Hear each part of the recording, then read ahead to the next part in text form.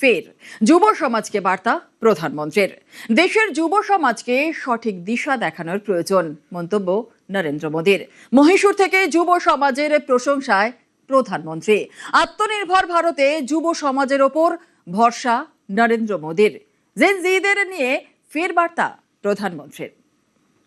युवाओं का सामर्थ्य तभी उस राष्ट्र की शक्ति बनता है जब उसे सही अवसर मिले, जब उसे सही दिशा मिले और जब उसे अपनी ही धरती पर बड़े सपने देखने, उन्हें पूरा करने का भरोसा मिले। और इसमें बहुत बड़ी भूमिका हमारे शिक्षा संस्थानों की होती है। मुझे खुशी है कि आज भारत में शिक्षण संस्थाओं की संख्या लगातार बढ़ रही है। পরশুদিন নরেন্দ্র মোদীর বার্তায় স্নেহের পরশ। আন্দোলনকারীদের কটূক্তি নিয়ে বার্তা নরেন্দ্র মোদীর। প্রধানমন্ত্রীকে কটূক্তির জবাব নরেন্দ্র মোদীর।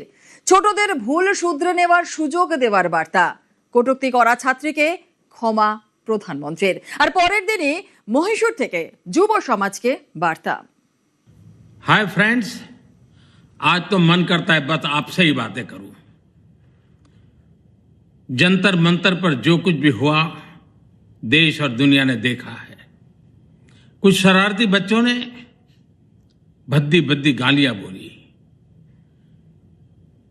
किसी भी सभ्य समाज को शोभा न दे ऐसे शब्दों का प्रयोग किया गया। मुझे तो गालियां दी गई, मेरी स्वर्गीय माता को भी गालियां दी गई। न जाने कितना भद्दा स्वरूप था। लेकिन मैं आज बात करना चाहता हूं कि बचपन में गलतियां होती हैं और बचपन में गलतियों से सुधरने का अवसर भी होता है और यही तो बचपना है। और इसलिए मैं समाज के अंदर जो आक्रोश है उसको भली भांति समझ सकता हूं। एक कल्चरल शॉक है कि हमारी बेटियां इस प्रकार की भाषा कैसे बोल सकती हैं। लेकिन समय है इन बच्चों को गले लगा करके राह दिखाने का।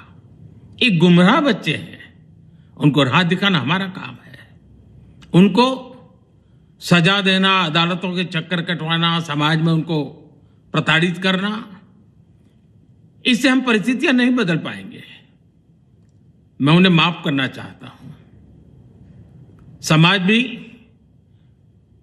मेरी इस बात को स्वीकार करे, क्योंकि मेरे मन में एक ही भाव है। कभी कभी दांतों तले हमारी जीभ आ जाती है, खून निकल आता है, लेकिन हम दांत तोड़ते नहीं है, क्योंकि दांत भी हमारे हैं, जीभ भी हमारी है, बच्चे भी हमारे हैं। उन्हें राह दिखाना हमारा काम है।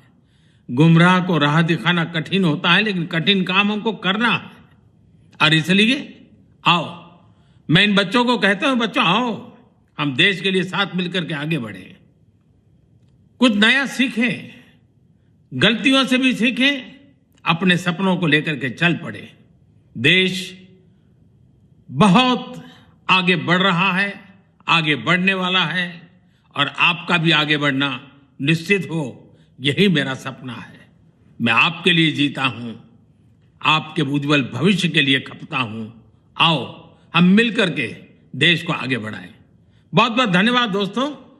बस आओ, गलतियों से सीखो, आगे बढ़ो। এদিকে প্রধানমন্ত্রীকে লক্ষ্য করে কটূক্তি করা ছাত্রী তার মন্তব্যের জন্য ক্ষমা চেয়ে নেয়। जुलाई को मैं सीपी गई थी अपने फ्रेंड्स के साथ। फिर वहाँ पे प्रोटेस्ट हो रहा था, मैंने वहाँ पे कोक पी। वहाँ पे ग्रुप्स बने हुए थे बहुत सारे। वो लोग बहुत चीज़ें बोल रहे थे, बहुत गालियाँ दे रहे थे प्रधानमंत्री जी को।